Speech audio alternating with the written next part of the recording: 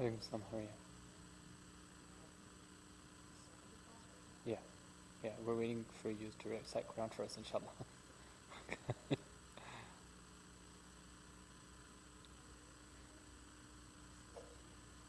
um,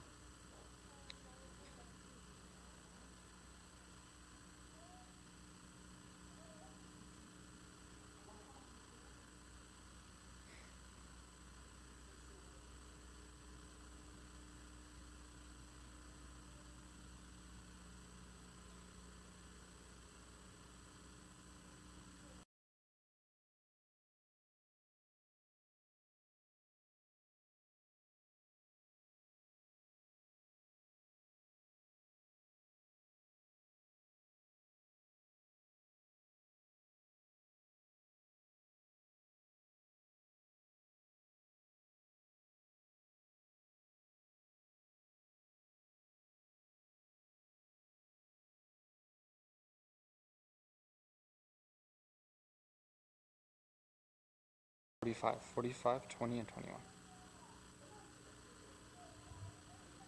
Mm-hmm.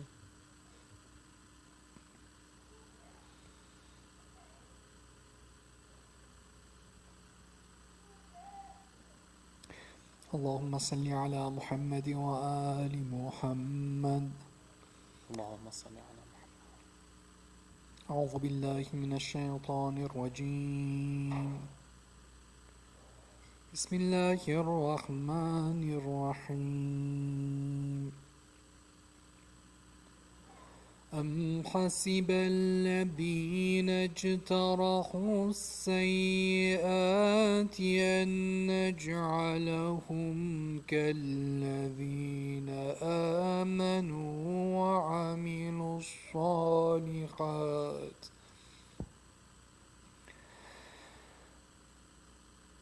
أن نجعلهم كالذين آمنوا وعملوا الصالحات سواء محياهم ومماتهم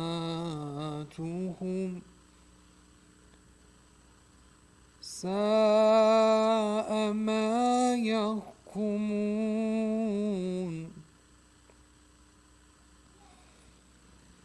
وخلق الله السماوات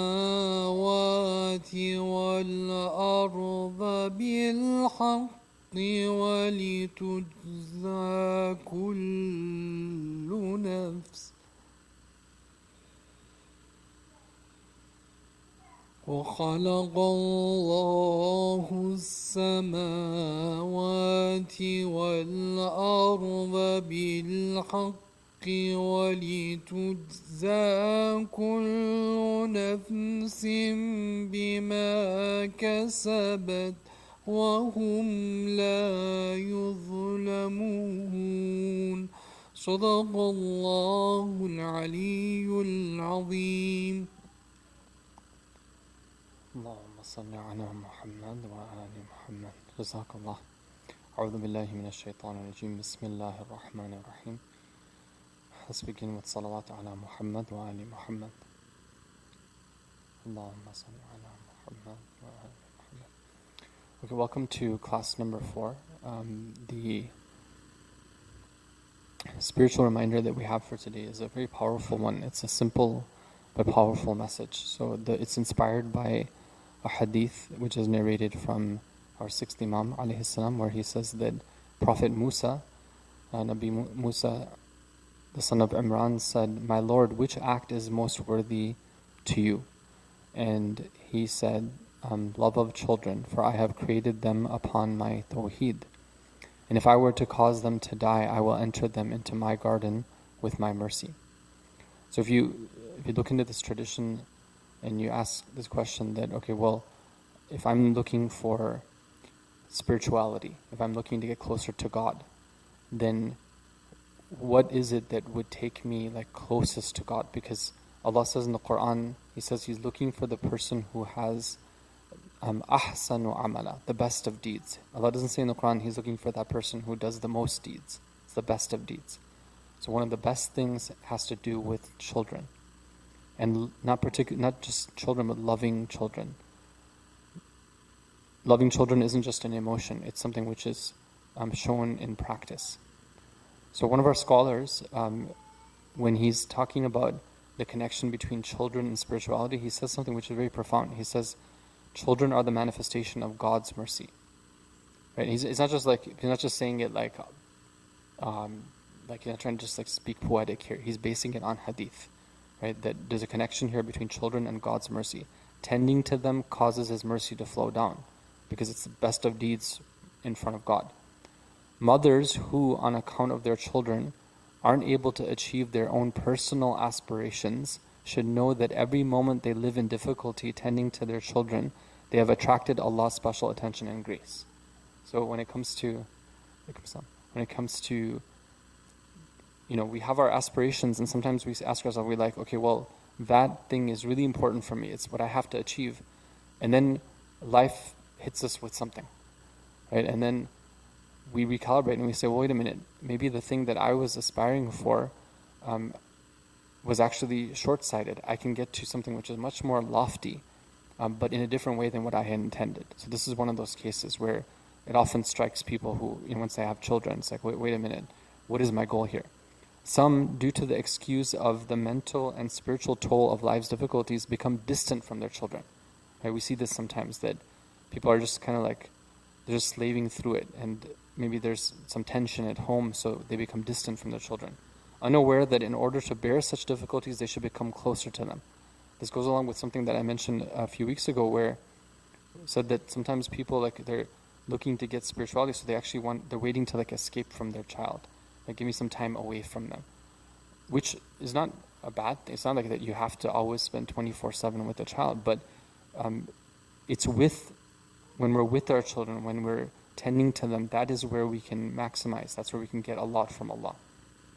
If you are with your child, be at ease, for certainly you are with Allah. Becoming close to children is one of the easiest ways of becoming close to Allah, and there's no way of finding the ability to cope with difficulties except by getting closer to Allah. So rather than trying to find solace in running away from family, running away from our children, actually it's through them that we can actually find that sabr and that type of capacity and the restraint to be able to deal with life's difficulties.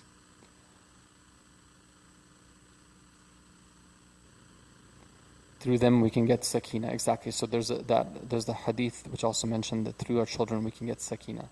Yes, ahsan, we can get that type of tranquility. Okay, so just as a reminder in terms of timing, we would like to start at 7 o'clock. Alhamdulillah, we're getting closer and closer to that every week.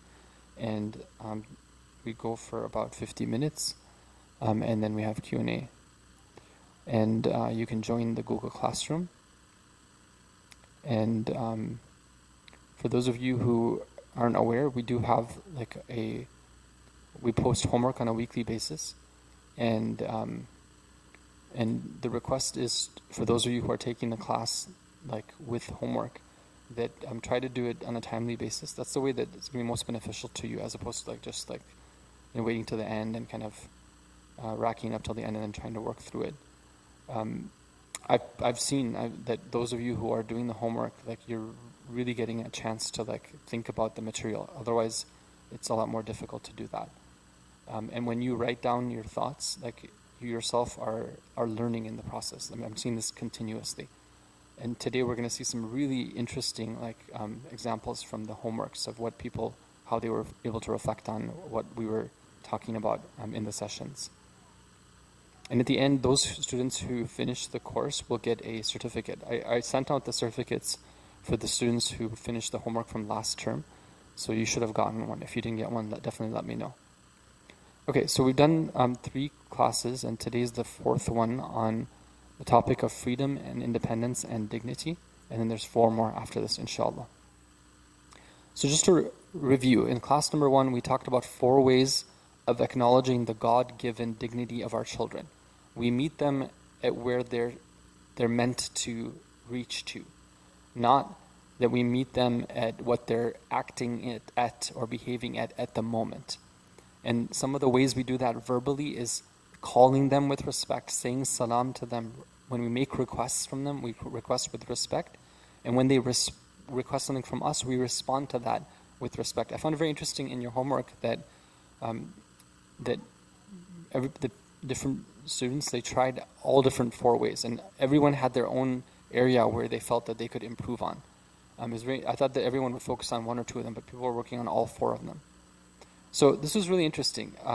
This is actually from homework number 1, where one of the respondents said that she has a young child who's 1 year old. She says that before, when it was time for a nap, I would simply pick him up from whatever he was doing and say, let's go take a nap. So 1 year old, right? But with this newfound idea of being mindful of when I request something, I tried a new approach. And it was hard.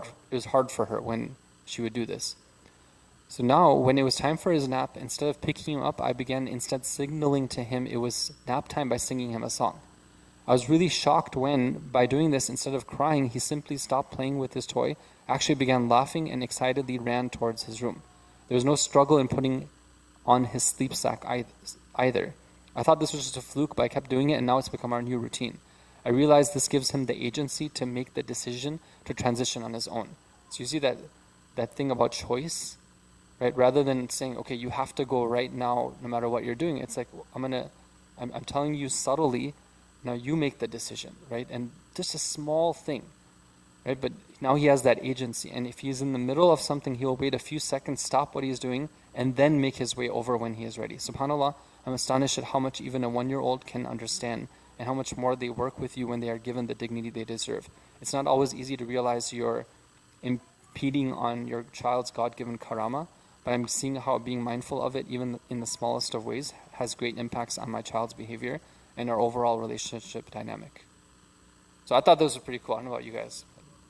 I mean, like 1 year old, and she's like applying the techniques, and she's seeing like the changes like in front of her own eyes, right? So I think that one of the lessons we can take from this is that a lot of times we're thinking that, okay, well, either my child is too young or my child is too old for the concepts that we're talking about. But I can assure you that what I'm seeing through the homework is that people are trying these things, and the children are at different ages. They're trying them with their nieces and nephews, and with their spouses, with their brothers and sisters, and like they're finding ways of applying these principles just in terms of human relationships, and it seems to be giving a positive benefit. In class 2, we talked about 3 actions to avoid in order to respect the God-given dignity of a child: using distasteful language, making fun of them, and then harsh scolding, reprimand, and rebuking them for mistakes that they make. So I asked this question in homework, that when you were, did you recall either when you were a child or you saw sometime in your life somebody disrespecting a child and using one of these techniques? How did they do it, and was it effective or not? So somebody says this, that when I was little, my dad used to always yell at us. It wasn't effective. We were always scared of him. We never had a connection.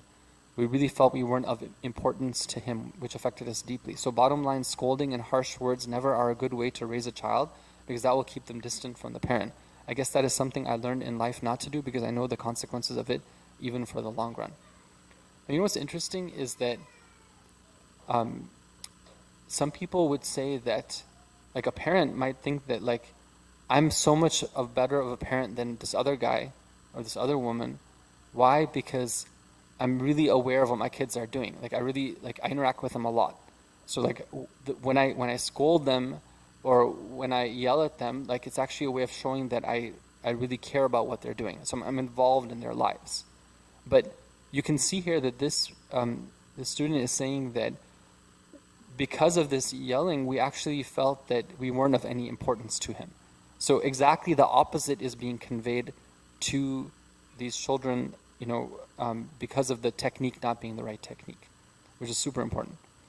The other thing that's interesting here is that this student says that I learned this in life not to do that because I know the consequences of it even for the long run. That is probably the minority of people, the minority of parents, that they learned from the mistakes that their parents made and then they do the opposite of that.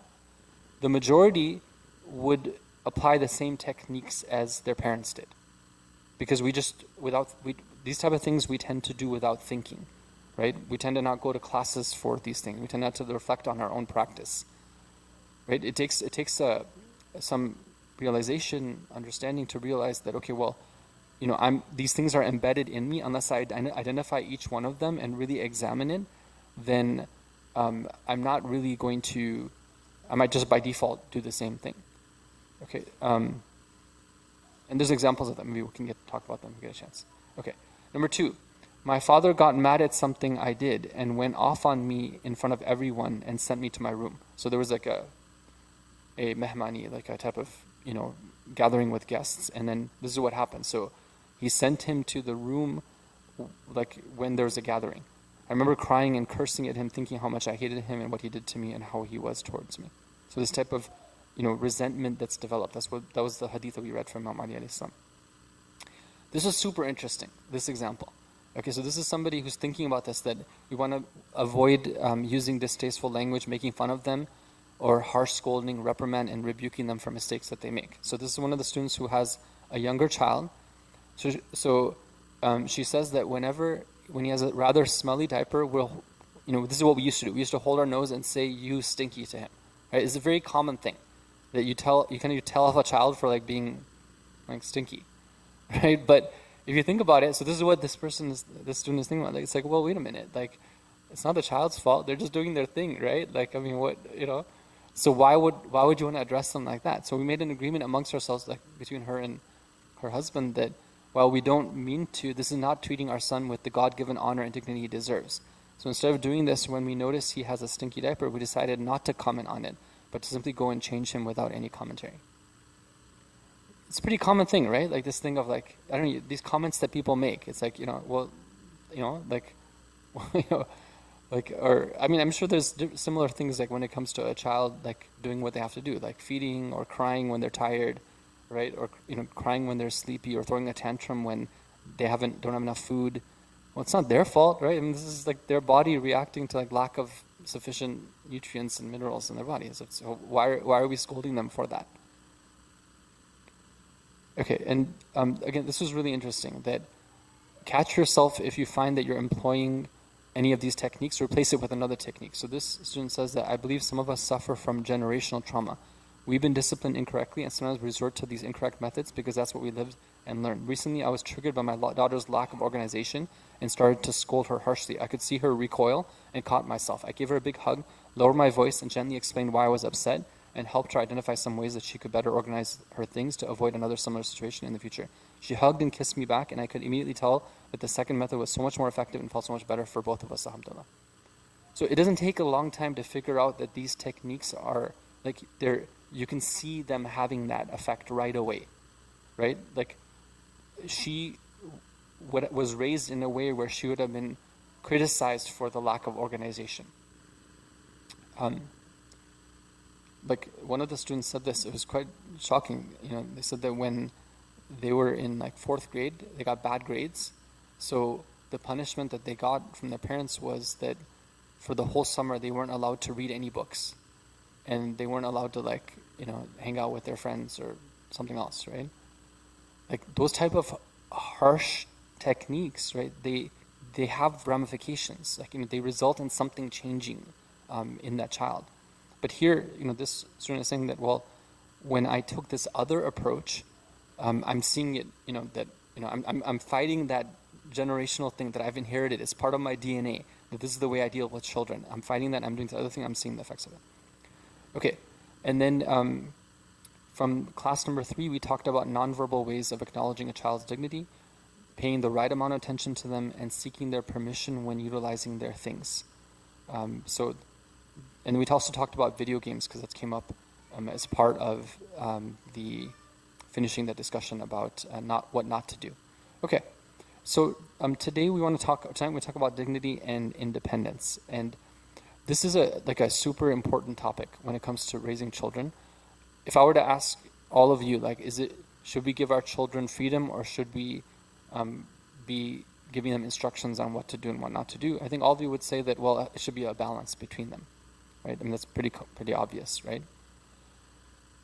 On a practical level, what we see is that usually people they have a commitment to doing things in a balanced way, but their understanding of balance is actually off-balanced. They don't know where to draw that line. Another thing that we see on a practical level is that it's a very tricky thing to get this right, because what somebody might think is right is actually the opposite of what's needed at that time, because it's almost counterintuitive. Okay, what I mean by that is that, like, of the different stages of a child's development, where is it easy to, like, tell them what to do? When is it easiest to tell them what to do? Yeah. When they're youngest, right? Because they're just so vulnerable, right? So you can kind of tell them what to do, bark orders at them, whatever, like that. You can, tell them that, you have to wear this, right? You have to go to sleep now. You can't eat right now. You can do this. It's very easy to do that. And that's exactly the time when we're supposed to, like, lay off the most, right? So it's totally, it's like, for people who aren't used to this, it's counterintuitive. It's like one of those things where if we want to do it right, we're forced to, like, be wise about it. Wise meaning that we're looking at long-term effects, long-term gains, not short-term, what's easy for me to achieve my short-term objectives. So it's a super important topic, and we see people struggling with this in all ages of the child's development. First 7 years, next 7 years, and then the last 7 years. So inshallah, we want to spend some time trying to understand what is it that we have when it comes to the Islamic teachings from the Quran and Ahlul Bayt about this, and then how do we put them into practice. So really interesting hadiths. We have a hadith from Imam alayhi salam. He says a child should be given freedom for 7 years, trained and taught for 7 years, and be employed for 7 years. The word yurkha here means to be free, like not to have, like, a restraint, to be let go, free. Okay, and that's really the key thing. Don't focus too much on the be employed part, right? That's something which it's not literally like you have to, like, get them a job, right? The idea is, like, it comes from, like, khadim, khidma, like the idea of, like, that the child, like, doing service, right? So that's something which it's a separate topic of, like, what does that mean to be at that level of maturity. But the focus right now is on the freedom part. Okay, another hadith, this is from Imam Sadiq alayhi salam. Let your child be free. Da' ibnak. Da' means literally, like, let them go, let them be free. To play for 7 years, to then be trained and educated for 7 years, and let him be with you for 7 years. Another hadith, this is from the Messenger of Allah sallallahu alaihi wasallam. A child is a master for 7 years, a slave for 7 years, and a vizier for 7 years. By the way, which one of these have you guys heard before, of these hadiths? All of them, or the first one? First one? Okay, most people have heard this one, like the hadith of a prophet, right? But there's actually a whole, like, group of hadiths on this, like, from different imams, and they all pretty much say the same thing. And if you want to summarize them, they divide a child's development into 3 stages. The first one is about what's highlighted in the first one is play, freedom, and again play. And you can see there that one of them says 6 years. So it's not like a precise number, like 7, some switch turns. No, it's something that's happening with that child. It's a natural progression, natural development stage, where they're going from one stage to another stage. The second stage is education, teaching and training, rules, etiquette, discipline. And the third one is about a type of service, a type of consultation, a type of special learning. Okay, so that's what's mentioned in the different hadiths. Now this one is interesting. It's from Imam Qadim alayhi salam. He says, for a child to be energetic, mischievous, and obstinate when he is young is beloved, so that he will be forbearant in his older age. Okay. I don't know about you, but I know that growing up, like in my cultural background, if there was a child who was, like, really calm and, like, easygoing and never, like, talked back to their parents, never had their own strong will, they were actually given a special, like, adjective, like, oh, this person is, like, that type of child, right? And everyone was, like, kind of like, oh wow, like, that person's, like, that kid is just amazing, right? But what the hadith says is actually the exact opposite of it. Not that that child is bad or that has a bad future or anything like that, but just because a child, let's say a child is actually like really energetic, they don't want to fall into line, they have their own independent spirit, right? That actually is a good sign. It's a sign of healthiness. It's a sign of like good things to come in the future. Imam Khomeini, rahmatullahi alayhi, in one of his writings, he says that, or speeches, he says that a child is by nature mischievous. He must do mischief. A child who lies in a corner and sleeps, who sits cross-legged quietly. That's an expression. It's like, you know, when somebody's like really like, they follow orders, right? So they're like ready to go, like, yes, sir. So they sit like, what do you want to teach me? Like, you know, it's like this ideal student who's like, you know, basically doing whatever their teacher tells them. It says that no, that the one who sits cross-legged quietly is not even a child. He's a grown man. Meaning that that's not the way. It's not being a child. A child shouldn't sit. If he sits in one place, you should see why is he sitting in one place. And if he sleeps, why is he sleeping? A child should be mischievous. Okay, now you take those hadith about a child and how it's really important for them to play, for them to move around, for them to be free, not to constrain them.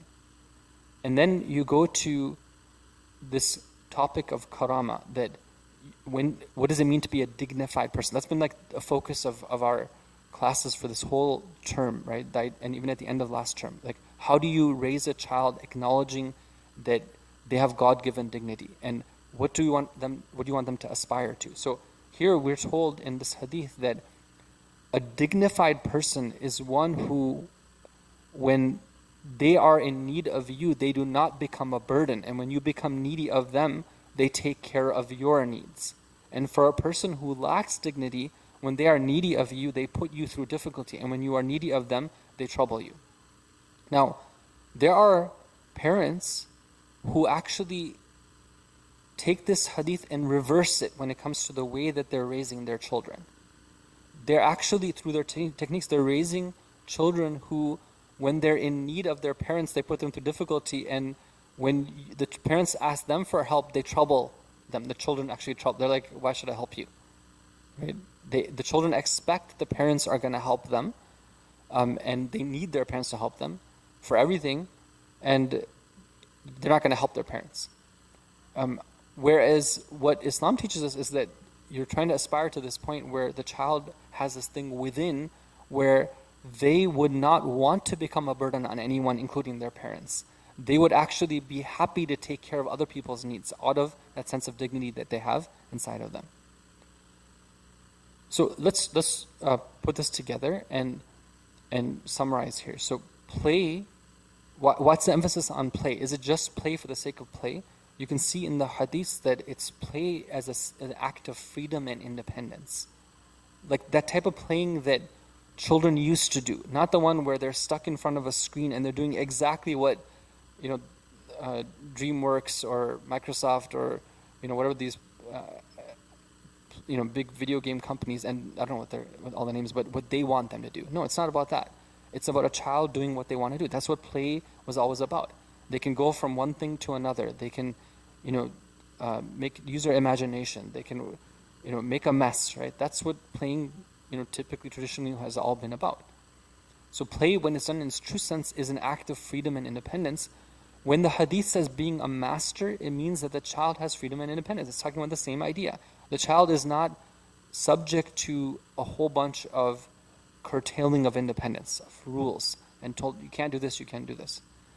Freedom is so important that even something as important and sacred as formally gaining knowledge should be delayed in favor of it. Right? We all know that Islam emphasizes like learning. You know, learn the halal and the haram. Learn about your iman. Very important. Learn from the cradle to the grave. But that type of formal learning is to be delayed so that a child can really experience freedom and independence. That's what the hadiths say. So, if we want to summarize some of the other points on the hadith, the 3 stages that are mentioned here, they reflect natural development stages and the appropriate way to parent them. Psychologists have mentioned the same stages. They also talk about 7, 14, you know, and then maybe they might say 21, maybe they might say 18, or sometimes they might say 12. But the point is that the idea of there being natural development stages, psychologists have mentioned this throughout the ages as well. These are natural stages. The Prophet, the Imams are teaching us this is how you should focus on your tarbiyah technique. And freedom and independence are important throughout a child's development, but especially emphasized in the first stage, which is exactly when it's easy for parents not to give that independence. Meaning, parents, a lot of times when a child is young, they want to do everything for them. They want to tell them exactly what to do. And they think that when their child is compliant, they're doing a good job. A good child is not necessarily a child who is tame and mild. We'd mentioned this. Now, we're going to get into some examples in just a bit here, but why is this whole thing important? Because without a sense of independence from others and a reliance on Allah only, a child will grow up dependent on others, always waiting for the prompting to come from someone else. You know, we talked about this idea of an inner voice and our developing that inner voice from what our parents always tell us, right? And it can be something which is helpful, or it can be something which is destructive. So imagine that the inner voice of that child has been developed throughout the first 7 years by their parents always telling them, don't do this, don't do this, do this. So now as they get older, they want to be moving towards independence. Now, okay, they're mentally capable to do it, they're physically capable to do it, but now they don't have that will within to do it, because only the voice is, they're always waiting for somebody to tell them what to do or what not to do. So that's not helpful. They will lack self-confidence. Their parents won't trust them because their parents see that it will be a cycle. Their parents don't see them doing anything on their own, and so they always want to do the things for their child, and they never learn. And they will face problems later on in their life. On the other hand, if you're able to foster dignity in a child, we raise children on the principles of karama, then that child will not expect or even want others to do their work, and they will help others not because they're doing them a favor, because it's their duty. Okay, let's look at some examples. So, you have a young child, he wants to dump out his favorite cereal onto the tray and mix it up with orange juice. So tell me, what do you think, what would be the reaction from, let's say, somebody typical, like let's say a typical person who's kind of like in your friends group, if this were to happen? What would be their concern? What would be the right way of dealing with it? Just talk about this. Yes, go ahead. You can use the microphone. It's right next to you. Yeah, thank you. So, I mean, how I could see this play out is that the person would make a big deal out of it. Like, ew, that's so disgusting. What's wrong with you? I mean, they wouldn't say that to the child, to their face, but the child will see, like, oh, maybe there's something wrong with me. And I don't think that would be a correct way to go about it. I feel like, in a way, like, yeah, you want to put your child through that torture of mixing the cereal with orange juice. But if you let them experience that mix of foods and a drink, then they can realize, okay, maybe I shouldn't do this, and maybe I should plan out what I should do.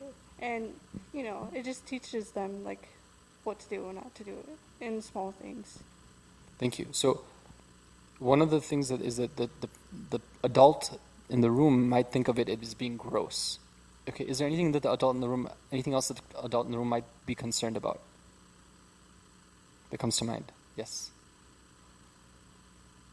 A waste of food. Waste of food. Okay. This is a big deal, right? Like, it's like, how could you waste, this perfectly good breakfast cereal, which, by the way, the cost of it is like, the cost of the company is like 10 cents or something. I'm making the whole thing. But how could you possibly waste the perfectly good food? Like, how dare you, right? And they might even make it a religious thing. Like, this is haram. Like, our child is wasting the breakfast cereal. Every morning we end up throwing away their orange juice and the breakfast cereal. Okay, so this is where it's really important to focus on this and study this. Like, what does it mean to be wasteful?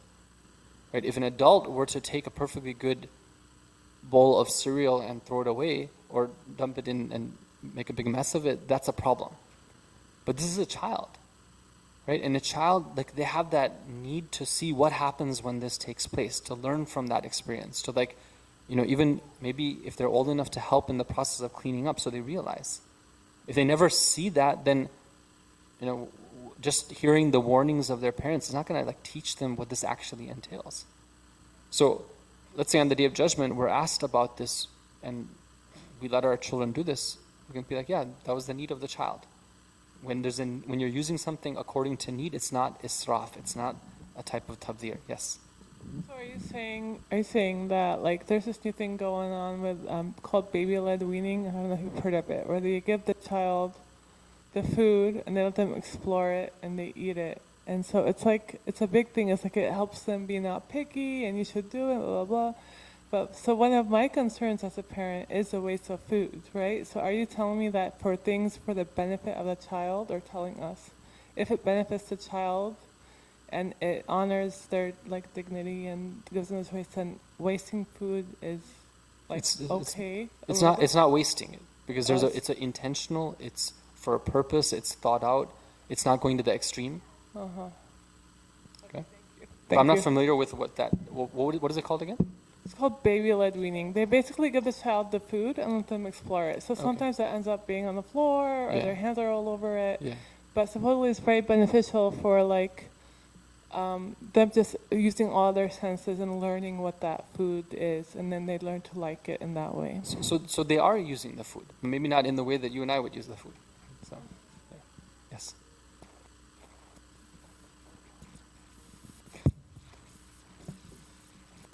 There you go. One thing I noticed with my kid. Yes, thank you.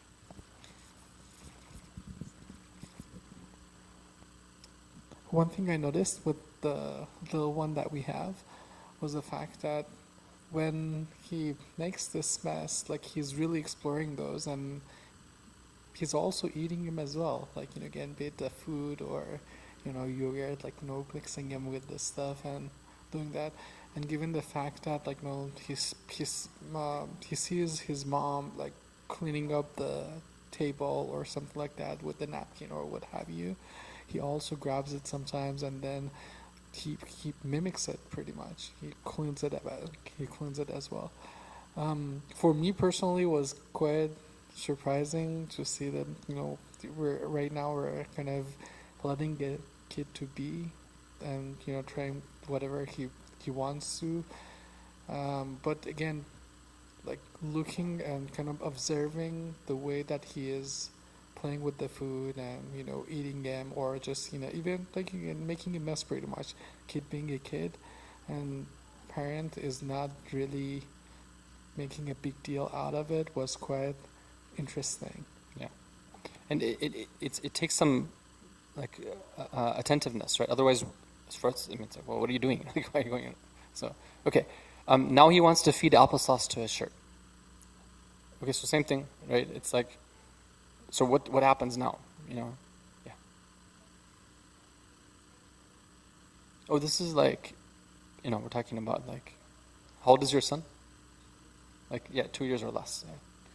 Okay, something that I've noticed with children is that when they have a lot of like toys or like stuffed animals, they make it as like a person and they put it on the table when you're eating, and they give them food. And in that case, is that not wasting? It's great, amazing, right? Because now they're learning how to feed somebody, right? I mean, it's perfect. Yeah. Thank you. Okay, he finds a hammer. So maybe about, let's say about 5 years old. Okay, he finds a hammer, maybe 6, and lifts it high up in order to break his favorite toy. And you're right there. Okay, and that toy costs money, right? It has like batteries and stuff in it. So what are you gonna do? Yes. So as long as he's not hurting himself, let him do and let him. But try. that thing costs like $40. Sure, but again, what is the cost of experiencing that? Really, like you are giving him a $40 experience of like how to play something, and then like learning the function of that very tool. Right. I mean, one thing again, it was for me personally, like what I've been experiencing over the past 2 years or less, was just how kids are paying attention to the details, and again how they're really mimicking the parents. Like I recall when we were moving into a new place and we were assembling stuff, he literally grabbed he was grabbing the items or like the tools and whatnot, and was really trying to do exactly the same thing that myself or my wife were doing. And it was quite interesting. Like, yeah, sometimes you get to be mindful of the fact that this tool, like again, the screwdriver is quite sharp, or you have to be mindful of that. But as long as it's not really hurting himself, just let him try. Awesome. Thank you. Could you pass it back, please? Thank you.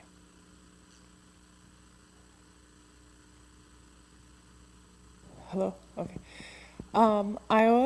I'm reading this prompt again, and it seems like the child has not done it yet. So there's a difference if the child has done it, and then where you are seeing him actually doing it, and you have a chance to stop it. Mm-hmm.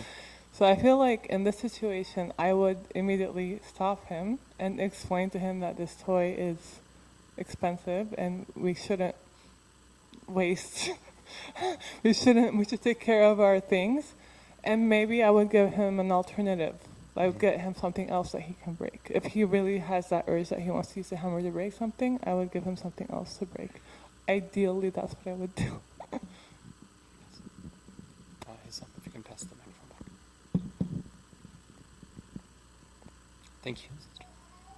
So I think in this case, what I'm thinking is probably replacing the hammer with something that he can still go ahead with the same action gesture, but not end up breaking the toy. Maybe more like a stick or something, because the kid really wants to hit or go ahead with that kind of a gesture. But instead of really using a hammer, which could hurt him in the process, use something which he cannot hurt himself or the toy for that matter. Okay, Hassan. Now, you guys are good parents, mashallah. But let's say that you realize that what he really wants is he wants to see what's inside. Like it's been doing all this stuff, like, I don't know, beeping and buzzing and whatever, and now he wants to see what's inside. Okay, and the only way he can get, because you know how they make them, it's not like that they make them, they can easily like unscrew it or something. They want it to like just, they know if you open it, it's broken, right? The only way you can do it is by breaking it apart. So would you let him do it? Or would you do what the sister said, that like, okay, you're gonna, try to talk to him about it and discourage him maybe from doing that? No? You're not gonna let him do it? He's 6. Yeah. Yeah. Yeah. Okay. I think another thing to mention is that once he breaks it, and like, let's say he discovers everything he wants to see inside, but then like later on he wants to play with the toy again, but it's broken. It also lets him know that like he's responsible to take care of his own things. So it's teaching him that lesson in a very practical way, right? Rather than telling him about it, it's like, okay, here you go. Right? Okay, it's broken, right? No, inshallah, his rich grandparents will compensate at Eid time or whatever, and then they'll give him the same toy back again. But there's so much that you could say about what he's going to learn in this experience. That's one of the things. And so many other things too, right? Like, this is where, like, as parents, we really have to think that, like, do we really want to interrupt at this point and prevent them from going through this whole experience, right? Like, even that thing of, like, oh, should we talk about this, right? And, like, that itself is something where you have to really think that, because maybe it's better to let them go ahead with it. I mean, what's the worst thing that could happen? Yes, if it's a safety hazard, don't let it happen. But otherwise, okay, so they break the toy, whatever. They learned so much in the process.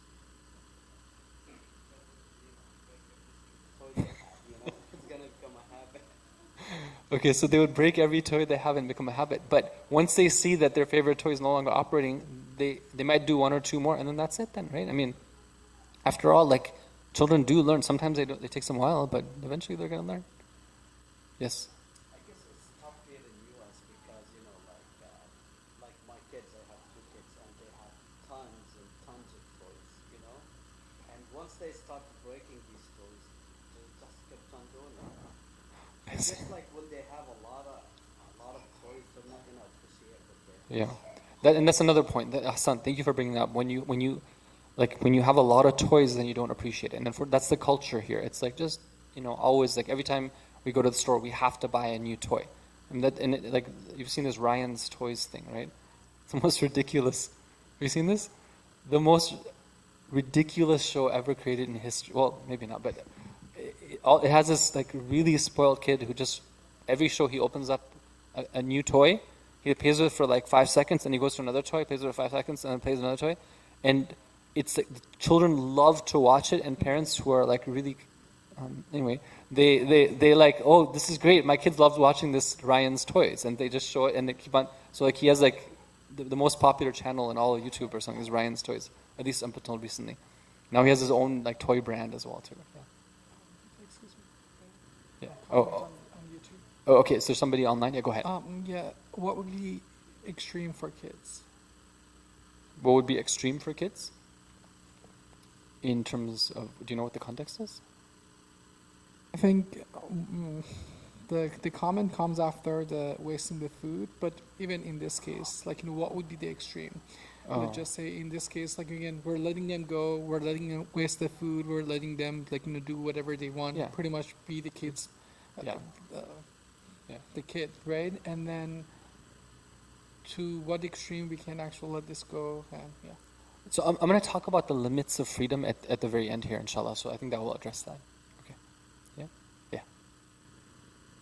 So like growing up, I feel like I was very spoiled a lot, and I would always ask like my mom or dad, "Hey, can I get this?" Or like I was a very hard and difficult child, but parents, they love you. So I feel like in that sense, like what the brother was saying, like here we have such a thing where like you always have to get your child something, or else they'll never be happy. But in a way, it's like teaching your kid that, oh, like extreme is a necessity. Like, oh, if I don't get this, you need to have this toy or this new gadget to be happy. But I feel like later on it creates a problem when you're older, like on how much you spend, like on like food, for example. Like you always want to go out, and then if you're shopping, like, oh, like I need to buy this pair of shoes, like I feel like it just creates like this bigger problem when you're older, and it doesn't teach you self-control. And I mean, I'm still learning that too, but Yeah. No, thank you for mentioning that. I think what we can also mention there is that, like as parents do have, like in Hadith actually we're told that the father, like once a week, like on Friday, he should bring back like something special, like fruits, for example. Right? So it's very interesting. Like think about it, if somebody, like changing the experience, rather than bringing back the latest Hasbro or Mattel, whatever, you bring back a pomegranate, or next week you bring back a mango. Right, or whatever. I mean, you're teaching your kids so much, right? And like this is what you get excited about, right? Yeah.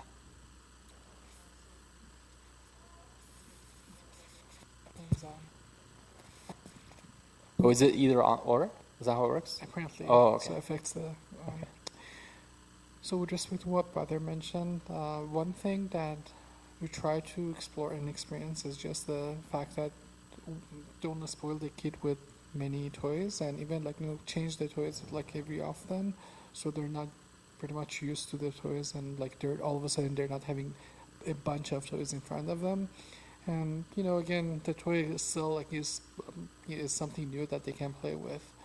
I guess one thing, again, as you mentioned here, it's unfortunate that we are surrounded with like many things and we don't really appreciate those. Whereas like if like I look into the kind of back home and look at the amount of access that we have to certain things, even though like you might be able to afford it, but that necessarily is like as easy as like over here. So maybe we just sometimes like again with our behavior, with the way that we are treating our kids, can kind of show this in action, rather just like again reminding them, hey, like this is a waste of this or that. So like by like showing them, or like again providing them certain things or not providing them certain things, and like again kind of timing it accordingly, we might be we might have a better impact. That's one. And then the other aspect, again, this kind of my personal question as well. Right now, if you take a look at our own behavior, online shopping, like whatever that we like, as soon as it comes to our mind, we find them on Amazon or places like that, and boom, you don't even need to put that in your cart. Like you just swipe it, and then the next day or so is in your storefront. So how are we going to teach our kids not to be wasteful, not to, like, again, appreciate things that they have while we are acting otherwise. That's such a huge issue that you brought up. Thank you so much for raising that. Let's go to the principles. So the principle is that children are going to model what their parents do. So they will learn a culture of consumerism and materialism from their own parents' behavior.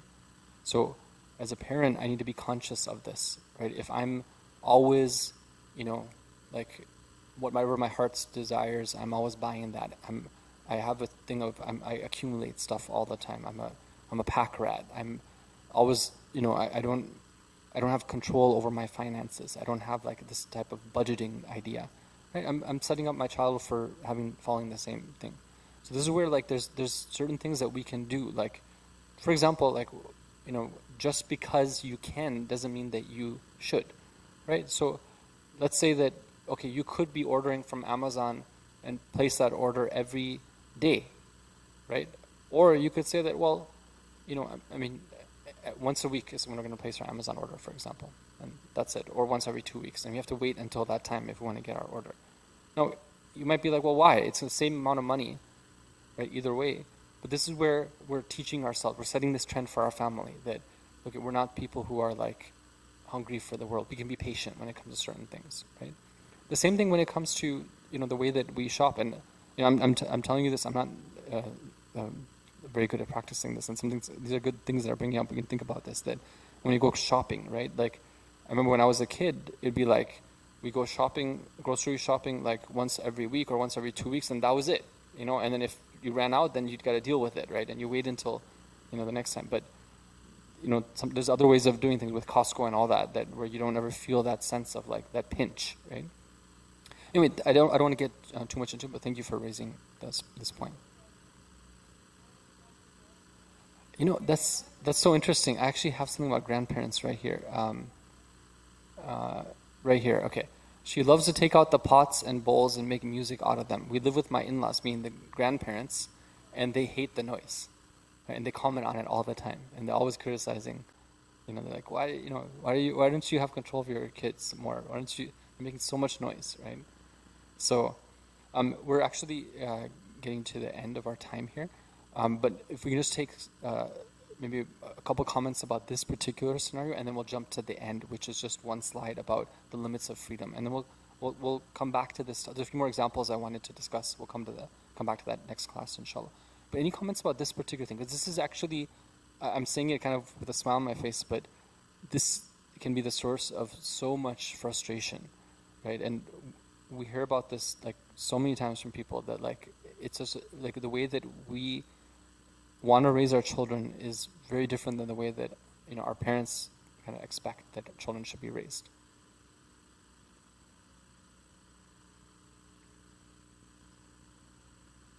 So the question is that what would you do in this circumstance here about this scenario? She loves to take out the pots. So you have a daughter who's like playing with the pots and bowls and making music out of them. Like she takes the the cooking spoons and like starts like making like this thing, like drums or whatever.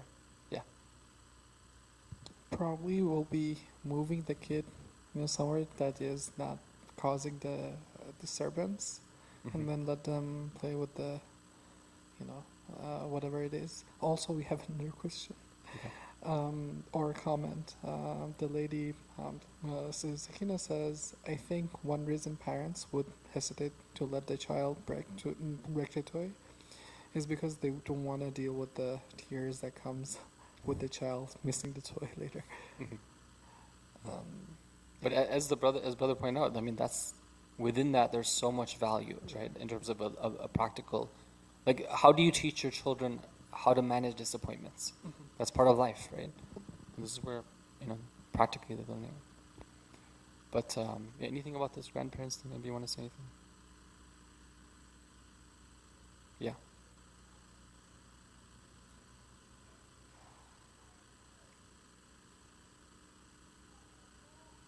So in this situation, probably maybe there needs to be a conversation that happens between the parents and the in-laws, and like try to get them to understand that something that the child likes to do, and then maybe they can agree together of a place where they can do it that's far from where it's bothering them.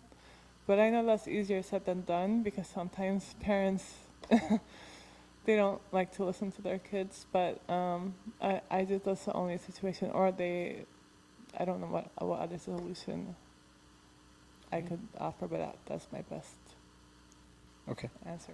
Thank you. Thank you to both of the responses. So those are great points. Maybe we can add here that oftentimes in these circumstances, children are hesitant to approach their parents, like meaning that the parents of this child are hesitant to approach the senior generation and to have a direct conversation with them about this, because they feel like that they're like, who are you to tell me how to raise kids? Like, I've done it, whatever, and I've had like 10 grandkids and whatever like that. But sometimes an indirect approach can be taken, right? For example, like let's say that the father or mother notices that the grandparents are getting annoyed, right? The parent can go and actually start like complimenting the child and saying that, oh, look at like I'm so glad that you're enjoying this and you found these like new toys that we didn't have to even buy you, you know, like it's really nice how you're exploring things, you know. So the grandparent is getting this message that this is actually really healthy for the child, for them to go and, you know, take out stuff from the cupboard and explore it, right? And they're teaching the grandparent that rather than getting frustrated, they should be appreciative of what's happening here, right? Imagine that the child is, again, like playing video games, or they're stuck in front of a screen, right? Or you have to buy them like this colorful like xylophone, right? Instead of doing it this way, right? This is so much more healthy for the development, right? Another thing that they could do is, of course, you can always make adjustments, but at a certain point, like, you know, especially when you have a co-living arrangement, it is important to like just have a discussion about what is the overall approach, right? And this is where, like, you know, there might have to be a heart-to-heart about like, well, you know, these are some things that we learned even when we were children that didn't work, and we want to take a different approach. And even though that might be a difficult conversation to have, it might be necessary. Otherwise, there always will be this constant tension. Okay, the last thing I want to mention is just that when should freedom be limited for children? There's at least two major categories here. Okay, one of them is when something is dangerous for the child. Obviously, you don't give them the freedom to do that. Now, danger here applies to body and applies to the soul as well. So, obviously, like not letting them be involved with hazards to their health, but it also includes diet and sleep. And this is where sometimes parents, they give freedom in these areas excessively, like excessive processed food, excessive like, you know, like unhealthy food, excessive sugar, or sleep where, you know, there's no bedtime, or it's like, you know, the child will take 3-hour naps, for example, and these are real things that we see sometimes. 3-hour naps, right, for a child when, like a school-going child, for example, or you know, really having inconsistent bedtimes and all that. These are things which are proven, right, and these are well-established principles about how do you raise a healthy child. Or the soul, right? Like, so this is where like media consumption really figures in. Like, just because my child, I can't say that I want to respect their dignity, I want to let them choose what they should watch or when they want to watch or what they should watch. No, I mean, there's certain times of the development where it's actually harmful for them to have exposure to screens. And then even beyond that, what types of shows, like violent shows, you know, like whatever other things, like these are things which hugely teach. I mean, you heard from Brother Hissam about how his child is watching him assemble furniture and he learns stuff from that. Imagine when they're watching, like, you know, this show that's been made for them to like get into their minds, how much they're taking from that. Or when something is inappropriate, but remember that what's appropriate or inappropriate for a child is different than what it is for an adult, right? Like, obviously, you know, there's some things which are inappropriate for a child to do, right? Like, they shouldn't be going and like, you know, getting into like the, you know, some personal space of another child. And obviously, some of, you know what I'm talking about, like meaning that getting really like, you know, inappropriate with another child. That's just wrong. But things like cleanliness and wastefulness might be appropriate for a child, even though it's inappropriate for the parent. And when limiting this freedom, we should do it in a way which respects the dignity of that child, right? Let's say, for example, the child is like, I don't know, like doing something, whatever, like unclean, like they're picking their nose and they're running around with it or something like that, right? Like you could get really angry at them, or you could just acknowledge that, okay, like, no, this is something it's not nice. Right? We don't do this type of thing, right? That's it. Not like making like a huge thing, like you've done something bad. I mean, after all, they're just curious about what happens when you do that. Okay, I'm going to end there, and inshallah, if there's any questions, then feel free to come up afterwards. Let's end with a salawat ala Muhammad wa ala Muhammad.